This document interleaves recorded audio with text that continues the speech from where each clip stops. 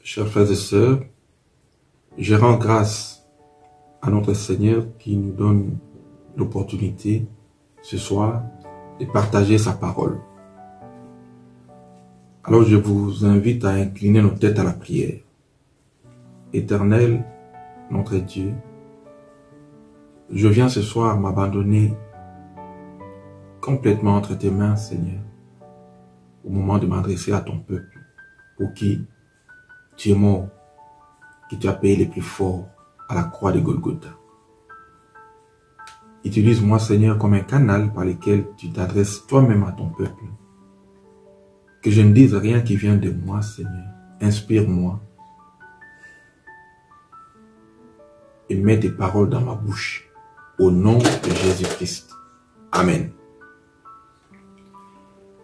Je disais, frères et sœurs, que ce soir, nous allons partager la parole du Seigneur. Et les thèmes que nous allons aborder, je l'ai intitulé « Venons acheter auprès du Seigneur ». Ce thème est tiré de l'extrait de la lettre que le Seigneur a adressée à l'église de Laodicée. Et donc l'extrait, c'est Apocalypse chapitre 3, verset 18. Alors je vous en donne lecture. Je te conseille d'acheter de moi de l'or éprouvé par le feu, afin que tu deviennes riche, et des vêtements blancs, afin que tu sois vêtu, et que la honte de ta nudité ne paraisse pas, et un collier pour oindre tes yeux, afin que tu vois. Ça, c'est l'extrait de notre texte de base.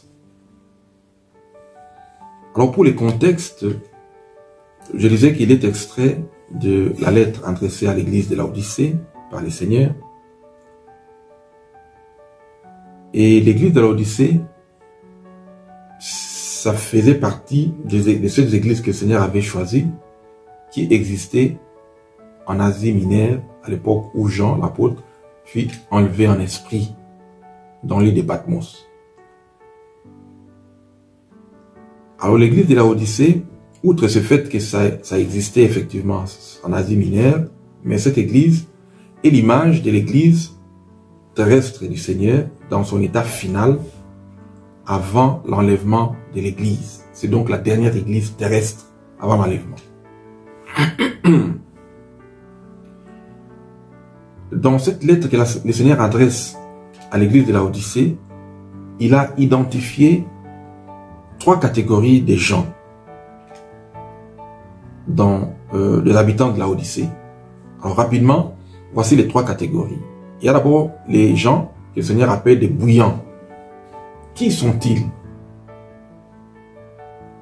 Les bouillants, parce que vous le lisez dans Apocalypse chapitre 3, verset 15 à 16, le Seigneur dit « Je connais tes œuvres. Je sais que tu n'es ni froid ni bouillant.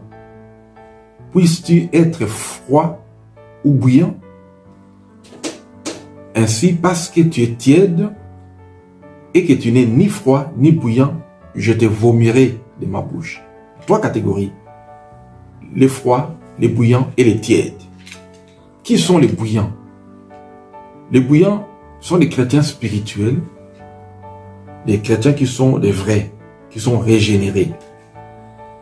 Ce sont des chrétiens qui ne se bornent pas à écouter la parole de Dieu tout simplement, mais ce sont des chrétiens qui la mettent en pratique, selon ce que le Seigneur lui-même avait dit dans Matthieu chapitre 7 verset 19.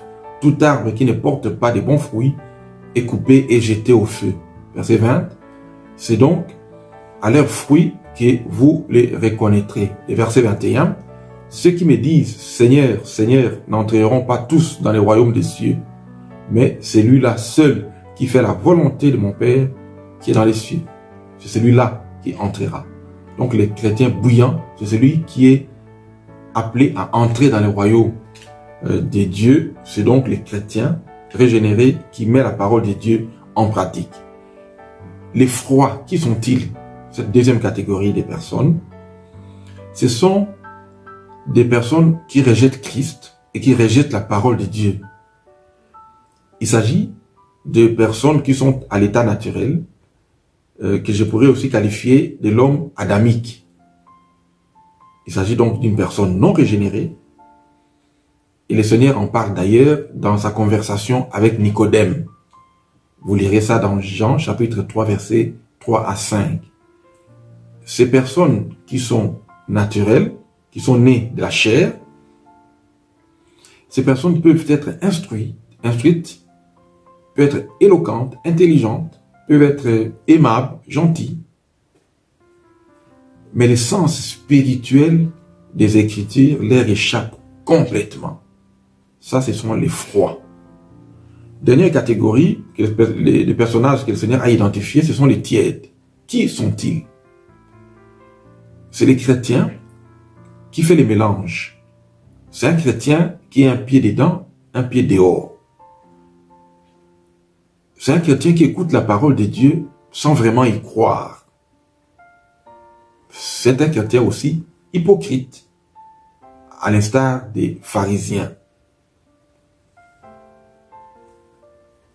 Les chrétiens tièdes sont également des chrétiens qui sont repris, dont les œuvres sont reprises dans Galates chapitre 5, versets 19 à 21. L'apôtre Paul en parle en termes de chrétiens charnels. Nous lisons au verset 19 de Galates 5. Or, les œuvres de la chair sont manifestes. Ce sont l'impudicité, l'impureté, la dissolution, l'idolâtrie, la magie, les inimitiés, les querelles, les jalousies, les animosités, les disputes, les divisions, les sectes, l'envie, l'ivrognerie, les excès des tables. L'apôtre Paul renchérit en disant, je vous dis d'avance, comme je vous l'ai déjà dit, que ceux qui commettent de telles choses n'hériteront point les royaumes de Dieu.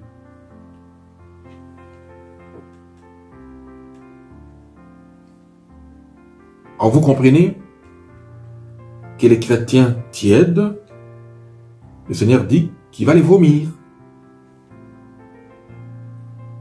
Alors après avoir planté ces décors, analysons maintenant les conseils du Seigneur dans notre extrait des textes de base. Je rappelle notre texte de base, Apocalypse chapitre 3, verset 18, le Seigneur dit, « Je te conseille d'acheter de moi de l'or éprouvé par le feu, afin que tu deviennes riche, et des vêtements blancs, afin que tu sois vêtu et que la honte de ta nudité ne paraisse pas, et un collier pour oindre tes yeux, afin que tu vois. » Or, dans cet extrait de conseil du Seigneur, ce qui est intéressant et curieux même, c'est le fait que le Seigneur se présente comme un vendeur. Parce qu'il dit, je te conseille d'acheter de moi. La personne chez qui on achète quelque chose s'appelle vendeur.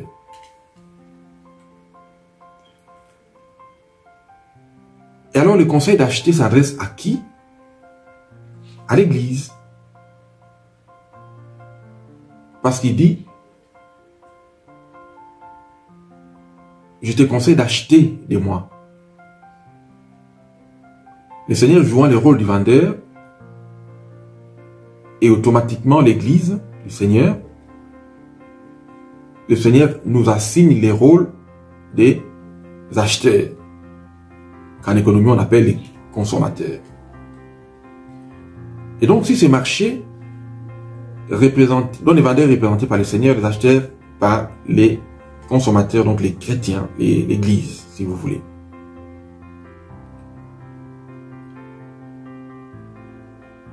Alors, parce qu'on est dans un marché, pour la meilleure compréhension de tout le monde, voyons quelques caractéristiques d'un marché. Pour la simplicité, nous savons qu'en économie, un marché est un système d'échange où se rencontre l'offre dans un marché, l'offre qui émane des vendeurs et la demande sur ces marchés émane des acheteurs, qui sont donc les chrétiens ici. Sur ces marchés, sur un marché de biens, les vendeurs viennent avec leurs biens, mais également aussi avec l'intention de vendre ces biens à un prix qu'ils vont rencontrer sur les marchés. Analysons après cette description du marché les biens maintenant, les biens que le Seigneur propose d'offrir sur les marchés. Voyons les caractéristiques de l'offre préconisée par le Seigneur. Alors pour qu'on comprenne que ces trois offres, parce qu'il y en aura trois, le Seigneur n'a pas offert comme ça, sans lien quelconque avec les besoins. Le Seigneur a examiné les besoins de l'église de Laodicée ou des habitants de Laodicée. Et il en fait un verdict au verset 17 du livre d'Apocalypse, chapitre 3, verset 17. Le Seigneur dit, « Parce que tu dis, je suis riche, je me suis enrichi et je n'ai pas besoin, je n'ai besoin de rien.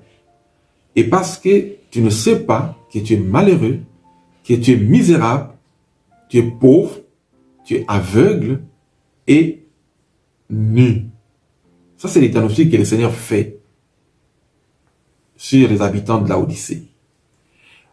Et sur base de ces diagnostics, le Seigneur va proposer des solutions sous forme des offres. Et il va demander aux chrétiens de Laodicée, en tout cas à Laodicée, de venir acheter de lui.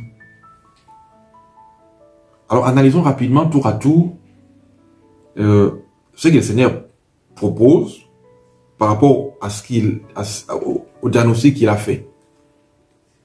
Le premier diagnostic, c'est la prétention qu'ont les habitants de Laodicée d'être riches. Prétention d'être riches. Nous retrouvons cette prétention dans l'extrait Apocalypse chapitre 3 verset 17, les commencements, où le Seigneur dit « Parce que tu dis, je suis riche, je me suis enrichi et je n'ai besoin de rien. » Parce que tu le dis. À cette prétention de la richesse, le Seigneur conseille maintenant une offre au verset 18. Et cette offre, nous lisons Apocalypse chapitre 18, chapitre 3 verset 18.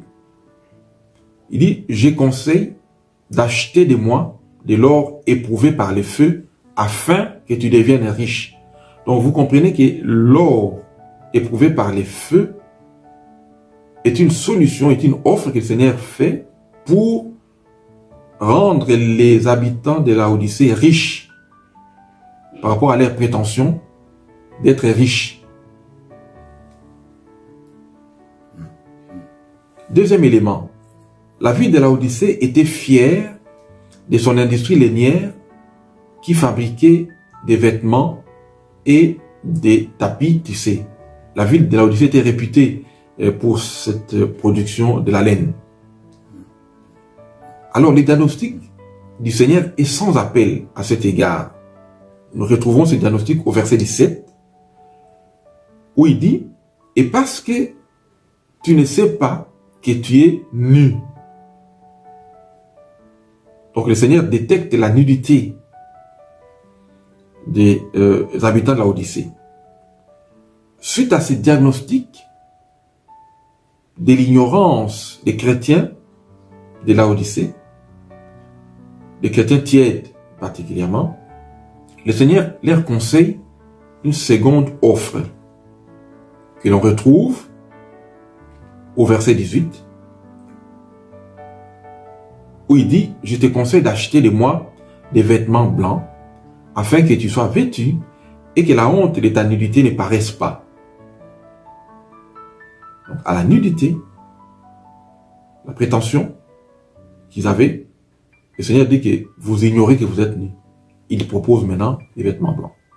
Troisième élément, la ville de Laodicée était fière de sa production de collyres.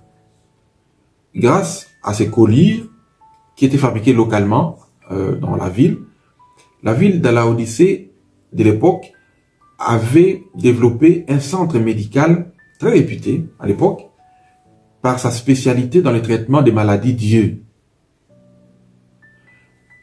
Avec ces collyres, on pouvait oindre les yeux pour améliorer la vue des malades. Ici encore, le Seigneur renchérit avec son dernier diagnostic au verset 17. Et parce que tu ne sais pas que tu es malheureux, que tu es misérable et que tu es aveugle, le Seigneur dit tu ne sais pas, ça c'est le diagnostic. En rapport donc avec cet aveuglement, le Seigneur donne un dernier offre. Au verset 18, je te conseille d'acheter de moi un collier pour oindre tes yeux afin que tu vois. Donc, comprenons qu'il y a un lien entre les offres du Seigneur par rapport au diagnostic qu'il a fait et donc qui est un état de besoin qu'il faut rencontrer. Pour schématiser et synthétiser, je pourrais dire, le Seigneur propose d'acheter de lui de l'or spirituel, qui est l'or éprouvé par le feu. Il préconise d'acheter de lui des vêtements spirituels, qui sont des vêtements blancs. Et il préconise d'acheter de lui des collyres spirituels pour oindre les yeux spirituels. Voyons maintenant la signification spirituelle parce que je vous ai parlé des offres qui sont spirituelles. Voyons la signification spirituelle de chaque offre. Il y en a 3. L'offre numéro 1, que le Seigneur conseille d'acheter l'or éprouvé par le feu afin que tu deviennes riche. On parle de l'or. Vous savez, frères et sœurs, que l'or, c'est une pierre précieuse. Et l'or aussi, dans toutes les compétitions, l'or, c'est la médaille qui est la plus prisée. C'est la médaille que tous les compétiteurs recherchent. La médaille qui occupe les premiers rangs, les rangs les plus élevés. Médaille d'or. Mais ici, par rapport au Seigneur, qui représente l'or éprouvé par le feu? L'apôtre Pierre va nous en donner une illustration dans 1 Pierre chapitre 1 verset 7. Je vais lire. Je commence à partir du verset 6. C'est là ce qui fait votre joie. Quoique maintenant, puisqu'il est faux, vous soyez attristés pour un peu de temps par diverses épreuves, afin que l'épreuve de votre foi, plus précieuse que l'or périssable, qui cependant est éprouvé par le feu, que cette foi ait pour résultat la louange, la gloire et l'honneur lorsque Jésus-Christ apparaîtra. Ici donc, l'apôtre Pierre met en exergue, en évidence, met en avant la foi au Seigneur. Notre foi, frères et sœurs, doit rester inébranlable. Nous devons avoir une foi ferme, quelles que soient les épreuves. Et pour montrer l'importance de la foi, les apôtres qui étaient au pied du Maître lui avaient demandé un jour d'augmenter leur foi. Et cette demande était formulée dans Luc chapitre 17, versets 5 à 6. Nous lisons. Les apôtres dirent au Seigneur, augmente notre foi. Et le Seigneur dit, si vous aviez de la foi comme un grain de sénévé, vous diriez à ces sycomores, déracine-toi et plante-toi dans la mer, et il vous obéirait. Donc vous comprenez qu'avec la foi, on peut déplacer les montagnes. La foi est une richesse intarissable. pour autant qu'elle soit ferme au Seigneur, inébranlable. Et même dans Luc chapitre 18, verset 8, le Seigneur avait posé cette question à ses disciples avec un sentiment de tristesse. Quand vous lisez cette interrogation du Seigneur, Luc chapitre 18, verset 8.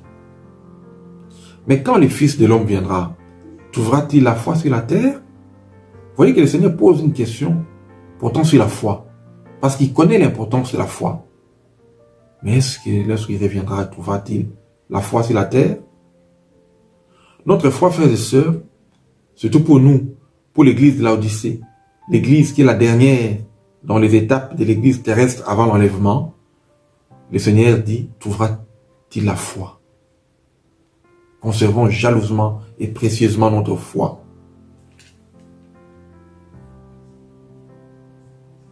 L'offre numéro 2. Le Seigneur conseille d'acheter des vêtements blancs afin que tu vois et que la honte de ta nudité ne paraisse pas. En fait, les vêtements qui étaient fabriqués dans l'industrie de Laodicée symbolisent les vêtements souillés. Selon le diagnostic du Seigneur. Les vêtements souillés et sales. Et à cet égard, Ésaïe les dit aussi, les confirme d'ailleurs dans Ésaïe 64, verset 6. Nous lisons, « Nous sommes tous des impurs, et toute notre justice est comme un vêtement souillé. » Ce que nous faisons, ce que l'homme produit, c'est comme un vêtement souillé. Notre justice est comme un vêtement souillé. Alors, à l'opposé de ces vêtements souillés, il y a des vêtements blancs. Les vêtements blancs qui sont d'ailleurs mentionnés dans Apocalypse chapitre 3, versets 4 à 5. Nous lisons, « Cependant, tu as à Sardes quelques hommes qui n'ont pas souillé leurs vêtements. » Le Seigneur dit, « Ils marcheront avec moi en vêtements blancs. » Parce qu'ils sont dignes. Frères et sœurs, devenons dignes pour être revêtus des vêtements blancs. Le Seigneur termine au verset 5 d'Apocalypse 3. Celui qui vaincra sera revêtu ainsi des vêtements blancs. Vous voyez que le Seigneur annonce les vêtements blancs, qui sont des vêtements non souillés. Mais au fait, quels sont ces vêtements blancs? C'est la question à laquelle nous allons comprendre finalement ces vêtements blancs. Mais disons d'abord, notons qu'il est important de savoir que nous pouvons constituer notre garde-robe céleste à partir de la terre. Et nous découvrons cela dans Éphésiens chapitre 2 verset 10. Je vous en donne encore lecture. Nous lisons. Ce n'est point par les œuvres, afin que personne ne se glorifie. Car nous sommes son ouvrage, ayant été créés en Jésus-Christ pour de bonnes œuvres que Dieu a préparées d'avance afin que nous les pratiquions. Donc le Seigneur, Dieu, avait préparé d'avance les bonnes œuvres pour que les gens qui sont sauvés les pratiquent. Donc ici, je voudrais insister, frères et sœurs, sur le fait que nous ne sommes pas sauvés par les œuvres, mais les œuvres ont été préparées d'avance pour que ceux qui sont sauvés les pratiquent. Voilà pourquoi nous devons pratiquer les bonnes œuvres, parce que nous sommes sauvés. Et en pratiquant ces bonnes œuvres, nous garnissons, nous préparons notre garde-robe céleste.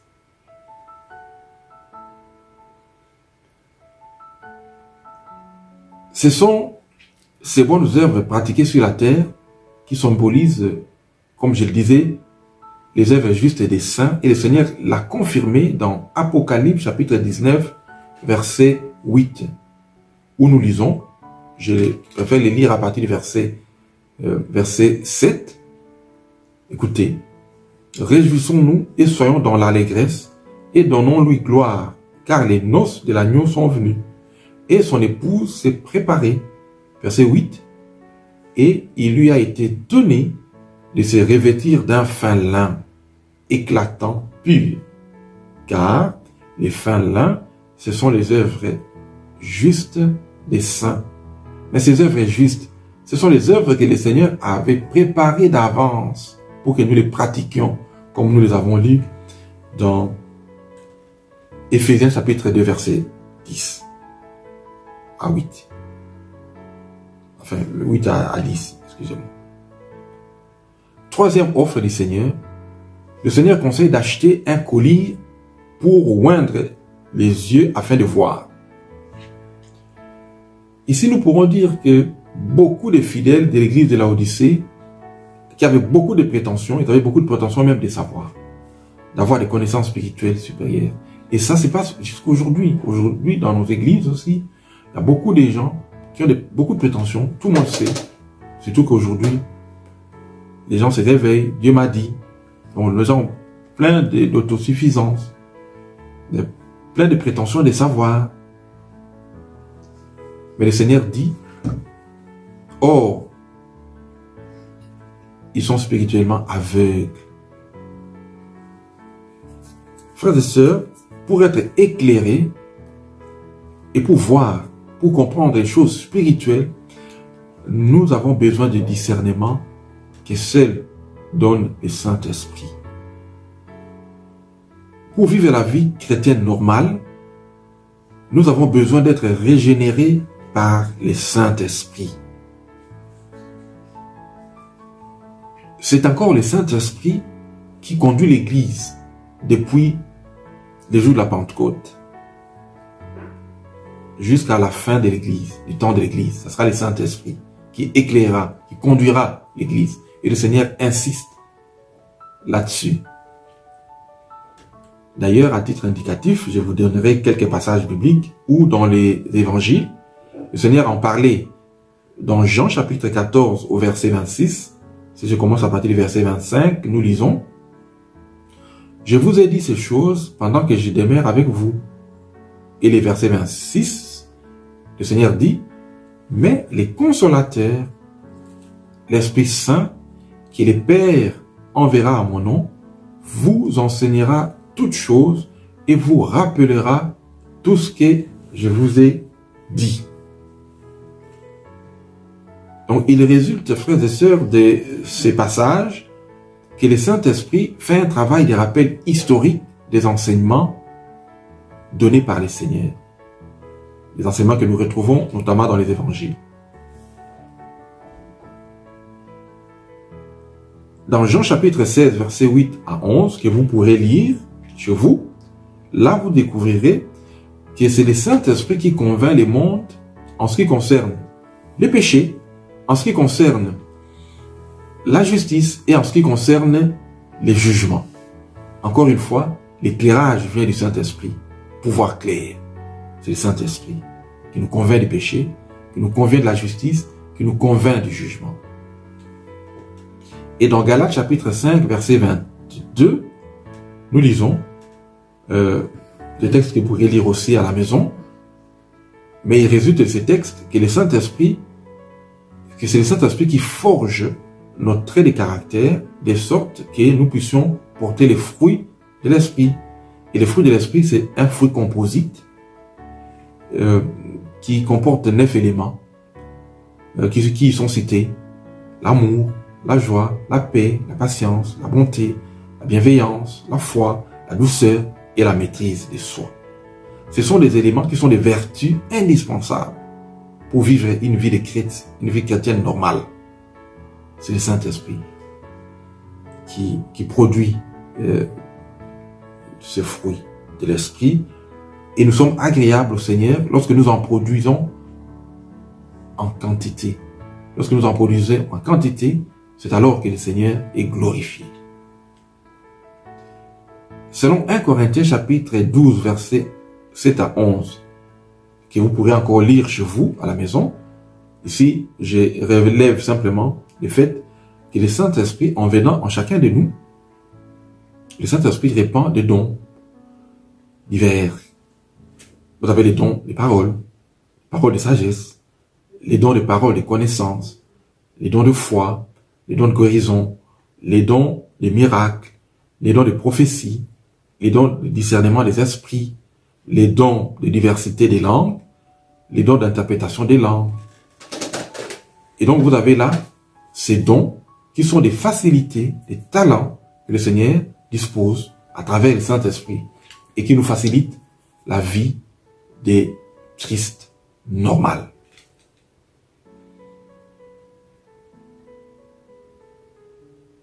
Voyons maintenant les prix, parce que nous avons vu les 3 offres que le Seigneur préconise, et parce qu'il dit lui-même au verset 18 d'Apocalypse chapitre 3, « Je te conseille d'acheter de moi », et puis les cite, les 3 offres.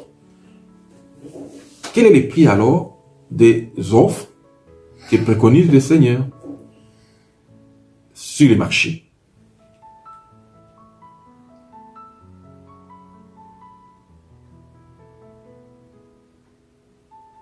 C'est vrai qu'en lisant cet extrait, je te conseille d'acheter. Je me suis dit, mais est-ce que le Seigneur a vraiment besoin de l'argent de notre part? Parce que s'il est le vendeur, et nous sommes les acheteurs, et puis il nous conseille d'acheter de lui, donc ça signifie que nous devons débourser l'argent, quelque part. Donc, quel est le prix alors de ces biens offerts par le Seigneur sur le marché? Pour répondre à cette question, j'ai interrogé la Bible pour en savoir la portée. Alors je prendrai quelques extraits dans l'Ancien Testament et dans le Nouveau. Dans l'Ancien Testament, nous pouvons lire dans Ésaïe 52, au verset 3, ceci. « Car ainsi dit l'Éternel, vous vous êtes vendus pour rien, et vous serez rachetés sans argent. » Donc il y a une possibilité d'être racheté sans argent. C'est ce que nous notons dans Ésaïe 52. Allons dans Ésaïe 55, au premier verset. Nous lisons. « Vous tous qui avez soif, venez aux eaux, même celui qui n'a pas l'argent. Venez, achetez et mangez. Venez, achetez du vin et du lait sans argent, sans rien payer. » Donc voilà, il y a une possibilité de manger, de venir acheter sans argent, sans rien payer, mais de venir acheter.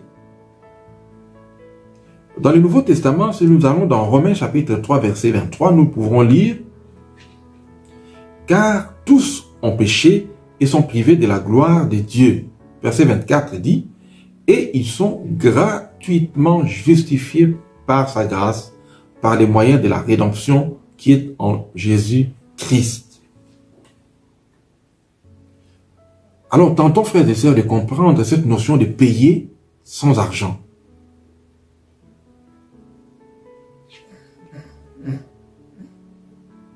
Pour mieux cerner cette notion de payer sans argent, je vous propose l'illustration suivante. Imaginez que vous êtes dans un supermarché, que vous avez rempli votre caddie et que vous vous présentez à la caisse. Juste au moment de payer à la caisse, le caissier vous dit que quelqu'un a payé pour vous.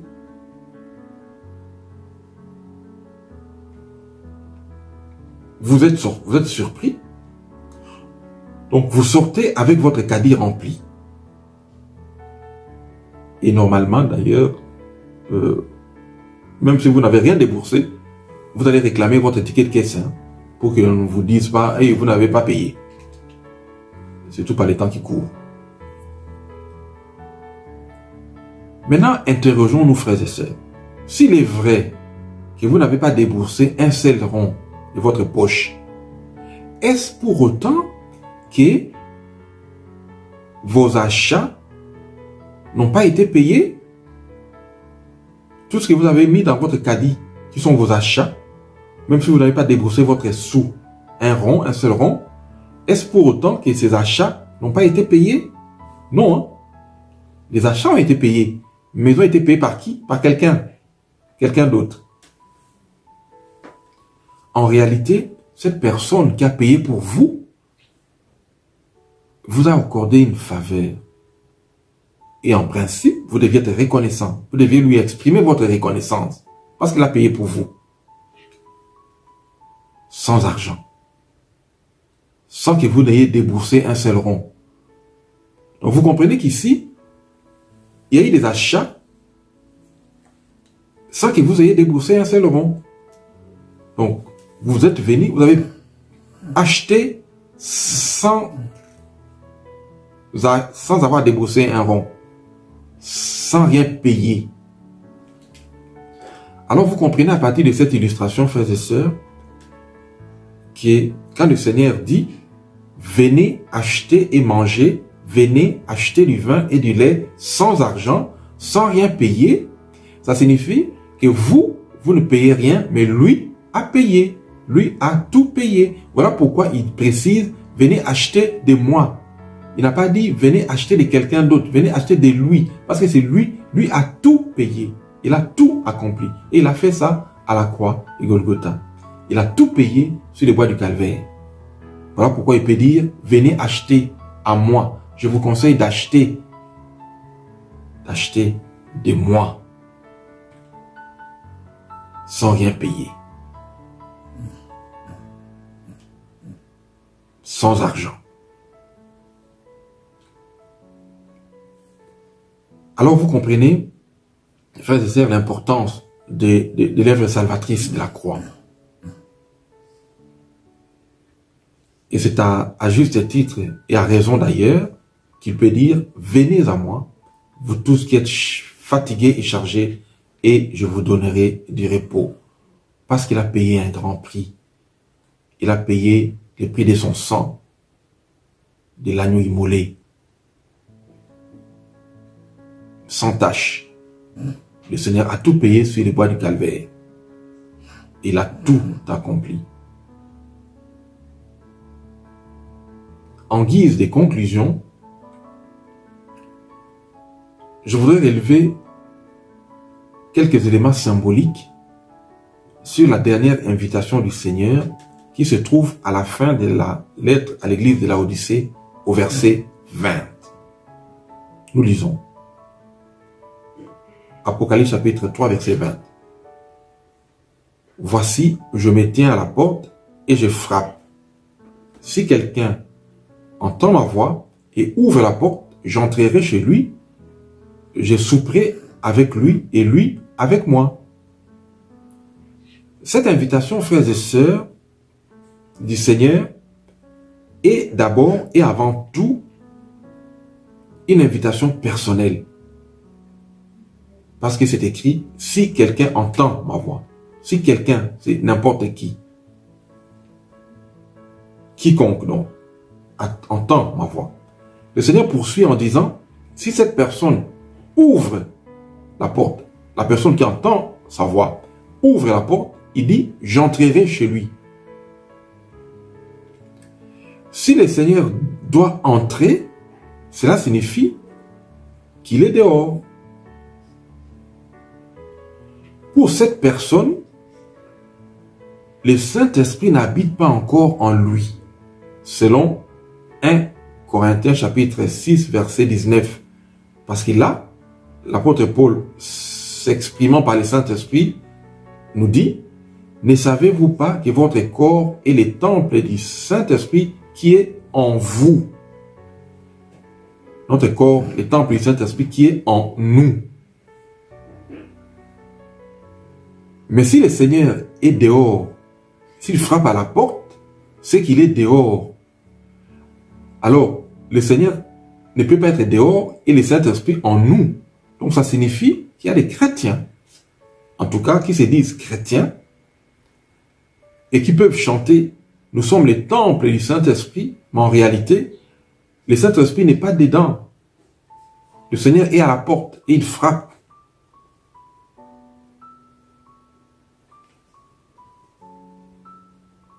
Faisons donc attention, ouvrons nos cœurs au Seigneur qui frappe à la porte. Et il s'agit ici de l'apôtre particulièrement des chrétiens tièdes, qui sont un pied dedans, un pied dehors. Alors, ils ont les habitudes chrétiennes, ils viennent à l'église, mais en fait, en réalité, le Seigneur est dehors et il frappe à la porte. Et si l'enlèvement intervient aujourd'hui, ils ne seront pas enlevés, malheureusement. Les derniers éléments symboliques sur lesquels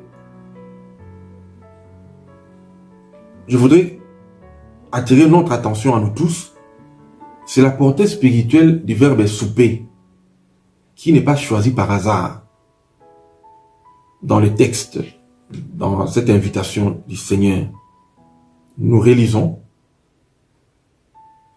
Voici, je me tiens à la porte et je frappe. Si quelqu'un entend ma voix et ouvre la porte, j'entrerai chez lui, je souperai avec lui et lui avec moi. Le verbe dit, le Seigneur dit, je vais souper, je souperai. C'est souper avec lui. Ce verbe souper vient du mot, dans les textes originaux, notamment en grec, vient du mot deipneo, qui signifie les repas du soir. Frères et sœurs, l'église de Laodicée, je l'avais dit, représente chronologiquement la dernière église terrestre, la dernière phase de l'église terrestre avant l'enlèvement de l'église corps de Christ. Voilà pourquoi le Seigneur lance un appel aux retardateurs. Il lance un appel aux retardateurs pour les rencontrer ne fût-ce qu'au repas du soir. Il n'a pas dit « j'entrerai et je déjeunerai avec lui ». Déjeuner, c'est le repas du matin. Il n'a pas dit « j'entrerai et je dînerai avec lui ». Dîner, c'est le repas du jour, à midi. Il a dit « j'entrerai et je souperai ». C'est parce que la nuit est avancée. Enfin, j'allais dire, le temps est avancé. Nous sommes au soir. C'est le dernier repas. Alors il dit, je souperai avec. C'est l'expression de la compassion du Seigneur qui fait que beaucoup soient sauvés. Et cet appel est lancé aux retardateurs. Venez souper avec le Seigneur au repas du soir, avant que cela ne soit trop tard.